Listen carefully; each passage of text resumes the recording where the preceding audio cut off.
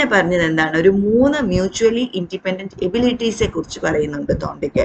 So Thorndike categorised intelligence into 3 main clusters. 3 clusters ഏതൊക്കെയാണെന്ന് നോക്കാം. ഒന്നാമത്തത് അബ്സ്ട്രാക്ട് ഇന്റലിജൻസ്, രണ്ടാമത്തത് കോൺക്രീറ്റ് അല്ലെങ്കിൽ മെക്കാനിക്കൽ എബിലിറ്റി, ആൻഡ് മൂന്നാമത്തത് സോഷ്യൽ ഇന്റലിജൻസ് ആണ്. അപ്പം അബ്സ്ട്രാക്ട് ഇന്റലിജൻസ് പറഞ്ഞാൽ എന്താണ്? This involves the ability to manage and understand ideas, symbols and concepts. എന്താണ്? നമുക്ക് മനസ്സിലാക്കാനുള്ളൊരു കഴിവ്, അല്ലേ? ഐഡിയാസ് മനസ്സിലാക്കാൻ, ആരെങ്കിലും എന്തെങ്കിലും പറഞ്ഞു തന്നാൽ അല്ലെങ്കിൽ വായിച്ച് മനസ്സിലാക്കാൻ അല്ലെങ്കിൽ സിമ്പിൾസ് കണ്ട് മനസ്സിലാക്കാനുള്ളൊരു കഴിവ്. സോ അതാണ് എന്ത് പറയുന്നത്, അബ്സ്ട്രാക്ട് ഇന്റലിജൻസ് എന്ന് പറയുന്നത്. So abstract intelligence is crucial for task involving problem solving, reasoning, comprehension and are seen in activities like reading, doing maths, logical reasoning. ഇതിലൊക്കെയാണ് നമ്മൾ അബ്സ്ട്രാക്ട് ഇന്റലിജൻസ് യൂസ് ചെയ്യുന്നത്. പഠിക്കാനുള്ളൊരു കഴിവ് അല്ലെങ്കിൽ മനസ്സിലാക്കാനുള്ളൊരു കഴിവ് എന്ന് നമുക്ക് ചുരുക്കി പറയാം. അതിനെയാണ് ആദ്യത്തെ ഒരു ടൈപ്പ് ഓഫ് എബിലിറ്റി എന്ന് തോണ്ടിക്ക് പറയുന്നത്, ദാറ്റ് ഈസ് അബ്സ്ട്രാക്ട് ഇന്റലിജൻസ്. രണ്ടാമത്തെ ടൈപ്പ് ഓഫ് എബിലിറ്റി എന്താണ്? കോൺക്രീറ്റ് അല്ലെങ്കിൽ മെക്കാനിക്കൽ എബിലിറ്റി എന്നാ പറയുന്നത്. അതെന്താ മെക്കാനിക്കൽ എബിലിറ്റി എന്ന് പറയുന്നത്? This refers to the individual's ability to understand and manipulate objects, machinery and physical processes. അതായത് എന്താണ്, നമുക്ക് ഒബ്ജക്ട്സിനെ മാനിപ്പുലേറ്റ് ചെയ്യാന് അല്ലെങ്കിൽ മെഷീനറിയെ, ഫിസിക്കലായിട്ടുള്ള പ്രോസസ്സിനെ അല്ലെങ്കിൽ ഈവൻ സ്വന്തം ബോഡിയെ പോലും കൺട്രോൾ ചെയ്യാൻ പറ്റുന്ന ഒരു എബിലിറ്റിയെയാണ് എന്താണ്, കോൺക്രീറ്റ് അല്ലെങ്കിൽ മെക്കാനിക്കൽ എബിലിറ്റി എന്ന് പറയുന്നത്. ഓക്കെ, സോ എങ്ങനെയാ അതിനെ നമുക്ക് എക്സ്പ്ലെയിൻ ചെയ്യാൻ പറ്റുന്നത്? People with high mechanical intelligence excel in practical tasks that require physical understanding like working with tools, building and operating machines. Okay, അപ്പൊ എന്താണ്, പ്രാക്ടിക്കലായിട്ട് ചെയ്യേണ്ട കാര്യങ്ങൾക്ക് ഇപ്പൊ ചിലർ നമുക്ക് കണ്ട ഒരു ക്ലോക്ക് കൊടുത്താൽ അത് ശരിയാക്കാൻ അത് തുറന്ന് അത് അതിന്റെ പാർട്സ് നോക്കി അത് ശരിയാക്കി വെച്ച് ഒരു ക്ലോക്ക് ശരിയാക്കാൻ അല്ലെങ്കിൽ ഒരു TV ശരിയാക്കാൻ നല്ല കഴിവുണ്ടാവും, അല്ലേ? അപ്പൊ എന്താണ്, അവർക്ക് മെക്കാനിക്കൽ എബിലിറ്റി അല്ലെങ്കിൽ കോൺക്രീറ്റ് എബിലിറ്റി എന്ന് പറയുന്നത് നല്ല ഹൈ ആയിരിക്കും. അതായത് അത് പ്രാക്ടിക്കൽ ആയിട്ടാണ്, ടൂൾസ് വെച്ച് വർക്ക് ചെയ്യാനുള്ളൊരു എബിലിറ്റി. അല്ലെങ്കിൽ ഈവൻ നമുക്ക് പറയാം സ്വന്തം ബോഡിയെ കൺട്രോൾ ചെയ്യാൻ പറ്റുന്ന എബിലിറ്റി. ഡാൻസ് ചെയ്യുന്നവരെ നോക്കിയാൽ, യോഗ ചെയ്യുന്നവരെ നോക്കിയാൽ അവർക്ക് എന്താണ്, സ്വന്തം ബോഡിയെ നന്നായിട്ട് കൺട്രോൾ ചെയ്യാൻ കഴിയുന്നുണ്ട്, അവരുടെ മൂവ്മെന്റ്സ് കൺട്രോൾ ചെയ്യാൻ കഴിയുന്നുണ്ട്. അതുപോലെ മെഷീൻസിനെ കൺട്രോൾ ചെയ്യാൻ പറ്റുന്നത്. ഇതെല്ലാമാണ് ഇതിൽ വരുന്നത്, കോൺക്രീറ്റ് എബിലിറ്റിയിൽ വരുന്നത്. ലാസ്റ്റ് പറയുന്നത് ഏതാണ്? മൂന്നാമത്തെ ഇൻഡിപെൻഡന്റ് ആയിട്ടുള്ള എബിലിറ്റിയാണ് സോഷ്യൽ ഇന്റലിജൻസ്. സോഷ്യൽ ഇന്റലിജൻസ് എന്ന് പറഞ്ഞാൽ എന്താണ്? സോഷ്യൽ എന്ന് പറഞ്ഞാൽ തന്നെ നമ്മൾ ആദ്യം ആലോചിക്കുക എന്താ, പൊളിറ്റീഷ്യൻസിനെ ആലോചിക്കുക. അപ്പൊ അവർക്കുള്ള ഒരു പ്രത്യേക കഴിവ് എന്താണ്? മാനേജിങ് ഇന്റർപേഴ്സണൽ റിലേഷൻസ്, അല്ലെ? ആൾക്കാരോട് എങ്ങനെ സംസാരിക്കണം, എങ്ങനെ എംപതി കാണിക്കണം, എങ്ങനെ കമ്മ്യൂണിക്കേറ്റ് ചെയ്യണം, എങ്ങനെ ഇന്ററാക്ട് ചെയ്യണം ഇഫക്റ്റീവ്ലി, ഇതറിയാവുന്ന ആൾക്കാർ, അല്ലെ? ഈ ഒരു ഇന്റലിജൻസ് ഉള്ള ആൾക്കാർ, അതിനെയാണ് നമ്മൾ സോഷ്യൽ ഇന്റലിജൻസ് എന്ന് പറയുന്നത്. Social intelligence is particularly relevant in team work, leadership and personal relationships. അപ്പം ഇന്റലിജൻസിനെ തോണ്ടിക്ക് പറഞ്ഞത് എന്താണ്?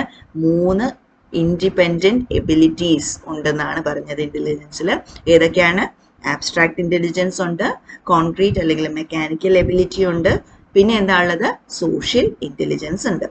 അതേപോലെ തന്നെ ഇന്റലിജൻസിന് 4 ആട്രിബ്യൂട്ട്സ് ഉണ്ടെന്നാണ് തോണ്ടിക്ക് പറയുന്നത്. ഏതൊക്കെയാണ് ഈ 4 ആട്രിബ്യൂട്ട്സ്? ഒന്ന്, ലെവൽ. ലെവൽ എന്ന് പറയുന്നത് എന്താണ്? It refers to the level of difficulty of the task that can be solve. അതായത് എന്തൊരു ടാസ്ക് എടുത്താലും എന്താണ്, അതിനൊരു ലെവൽ ഓഫ് ഡിഫിക്കൽട്ടി ഉണ്ട്, അല്ലേ? ചില ടാസ്ക് ഈസിയാണ്, ചിലത് ഇച്ചിരി ബുദ്ധിമുട്ടാണ്, ചിലത് നല്ല ബുദ്ധിമുട്ടാണ്. സോ ലെവൽ എന്ന് പറയുന്നത് എന്താണ്? നമ്മുടെ ടാസ്കിന്റെ ഡിഫിക്കൽട്ടിയുടെ ലെവലാണ് ലെവൽ എന്ന് പറഞ്ഞ് ഉദ്ദേശിക്കുന്നത്. ഓക്കെ, വേറെ നെക്സ്റ്റ് ആട്രിബ്യൂട്ട് എന്താണ്? റേഞ്ച്. റേഞ്ച് എന്ന് പറഞ്ഞാൽ എന്താണ്? It refers to the number of tasks at any given degree of difficulty. ഡിഫിക്കൽട്ടിയുടെ ലെവൽ അല്ല നമ്മളിപ്പോൾ നോക്കുന്നത്, എത്ര ടാസ്ക്, അല്ലേ? Number of task of any given level of difficulty. ഏത് ഡിഫിക്കൽട്ടി ലെവൽ ആണെങ്കിലും എത്ര ടാസ്ക് ഹാൻഡിൽ ചെയ്യാൻ പറ്റുന്നു എന്നതാണ് എന്ത്, റേഞ്ച് എന്ന് പറയുന്നതിനെ കൊണ്ട് ഉദ്ദേശിക്കുന്നത്. മൂന്നാമത് പറയുന്നതാണ് ഏരിയ. ഏരിയ എന്താണ്? It refers to the total number of situations at each level to which individual is able to respond. അതായത് എത്ര സിറ്റുവേഷനോട് ഇൻഡിവിജ്വലിന് റെസ്പോണ്ട് ചെയ്യാൻ പറ്റുന്നുണ്ടോ അതിനെയാണ് നമ്മൾ എന്ത് പറയുന്നത്, ഏരിയ എന്ന് റെഫർ ചെയ്യുന്നത്. പിന്നെ നാലാമത് വരുന്നതാണ് സ്പീഡ്. സ്പീഡ് എന്ന് പറയുന്നത് എന്താണ്? It's rapidity with which we can respond with the items. അതായത് എത്ര പെട്ടെന്ന് നമുക്ക് റെസ്പോണ്ട് ചെയ്യാൻ പറ്റുന്നു, അതാണ് സ്പീഡ്. അപ്പം ഇന്റലിജൻസിന് 4 ആട്രിബ്യൂട്ട്സ് ഉണ്ടെന്നാണ് പറഞ്ഞത്. 4 ആട്രിബ്യൂട്ട്സ് ഉദ്ദേശിക്കുന്നത് എന്താണ്? ഇന്റലിജൻസിനെ ഇപ്പം നമുക്ക് എന്താ പറയുക, ഒരാളുടെ ഇന്റലിജൻസിനെ നമുക്ക് എന്താ പറയുക വാല്യുവേറ്റ് ചെയ്യണമെങ്കിൽ നമുക്ക് ഈ ഒരു 4 സ്റ്റേജിൽ അല്ലെങ്കിൽ ഈ 4 ഫാക്ടേഴ്സ് നമുക്ക് ഇവാലുവേറ്റ് ചെയ്യാം. ഒന്നെന്താണ്? ലെവൽ എന്ന് പറയുന്നത് എന്താണ്? ഡിഫിക്കൽട്ടി ഓഫ് ദ ടാസ്ക്, അത് എത്ര ഡിഫിക്കൽട്ട് ആണെന്നുള്ളത് വെച്ചിട്ട് ലെവൽ ഇവാലുവേറ്റ് ചെയ്യാം. പിന്നെ റേഞ്ച് എന്ന് പറയുമ്പം എത്ര ടാസ്ക് ഹാൻഡിൽ ചെയ്യാൻ പറ്റുന്നു എന്നുള്ളത് വെച്ചിട്ട് പറയാം. മൂന്നാമത് പറയുന്നത് ഏരിയ എന്ന് പറയുന്നത് എത്ര സിറ്റുവേഷൻസ് നമുക്ക് ഹാൻഡിൽ ചെയ്യുന്നു എന്നുള്ളത് വെച്ചിട്ടും, ആൻഡ് സ്പീഡ് എത്ര പെട്ടെന്ന് നമ്മൾ ഹാൻഡിൽ ചെയ്യുന്നു എന്ന് വെച്ചിട്ടും. ഓക്കെ, സോ ഇതാണ് 4 ആട്രിബ്യൂട്ട്സ് ഓഫ് ഇന്റലിജൻസ്. അടുത്തത് വരുന്നത് എന്താണ്? തോണ്ടിക് ബിലീവ് ദാറ്റ്, അപ്പം തോണ്ടിക്ക് പറയുന്നത് എന്താണ്? These factors were relatively independent, meaning that a person could excel in one area. അതായത് ഇതെല്ലാം എന്താണ്? തമ്മിൽ ഇൻഡിപെൻഡന്റ് ആണ്. നമ്മൾ പറഞ്ഞു സോഷ്യൽ ഇന്റലിജൻസ് ഉണ്ട്, അബ്സ്ട്രാക്ട് ഇന്റലിജൻസ് ഉണ്ട്. ഇതെല്ലാം എന്താണ്? തമ്മിൽ ഇൻഡിപെൻഡന്റ് ആണ്. ഒരു വ്യക്തിക്ക് ഒരു ഫാക്ടർ അല്ലെങ്കിൽ നല്ല അബ്സ്ട്രാക്ട് ഇന്റലിജൻസ് ഉണ്ടാവാം, സോഷ്യൽ ഇന്റലിജൻസ് കുറവാവാം. സോ അങ്ങനെ എന്ത് ചെയ്യാം? പല ഏരിയയിൽ എക്സൽ ചെയ്യാം, അല്ലെങ്കിൽ ഒന്നോ അധികമോ ഏരിയകളിൽ എക്സൽ ചെയ്യാം. എല്ലാം ഒരുപോലെ വേണമെന്നില്ല. Okay, it's not necessary that they are equally skilled in all the areas. പിന്നെ തോണ്ടിക്ക് പറഞ്ഞതാണ്, he argued that intelligence should be viewed as a network of interconnected abilities rather than a single trait or ability.